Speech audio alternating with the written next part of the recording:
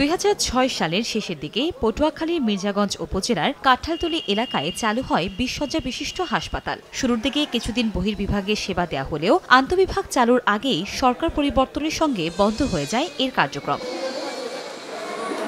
বর্তমানে হাসপাতালটিতে একজন আবাসিক medical officer, surgery, medicine, gynae, anaesthesia বিভাগে 4 জন জুনিয়র কনসালটেন্ট এবং মেডিকেল অফিসার পদে 5 জনের পদ থাকলেও কর্মরত নেই একজনও। 14 জন সিনিয়র স্টাফ নার্সের বিপরীতে পদায়ন রয়েছে মাত্র 3 জনের। সব মিলিয়ে 41টি পদের মধ্যে মাত্র 3 জন কর্মরত থাকায় মুখ থুবড়ে পড়েছে এর কার্যক্রম। ব্যবহার না হওয়ায় বেশিরভাগ যন্ত্রপাতি অকেজো হয়ে পড়েছে। দীর্ঘদিন তালাবদ্ধ থাকায় ভবনগুলোরও বেহাল দশা।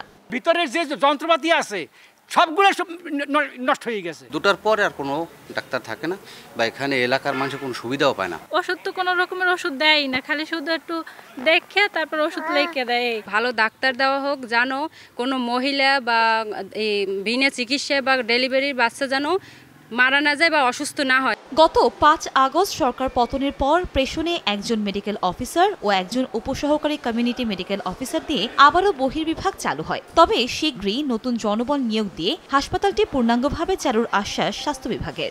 অন্তর্বিভাগ চালু না থাকার কারণে 24 ঘন্টা চিকিৎসা সেবা দেওয়া সম্ভব হয় না।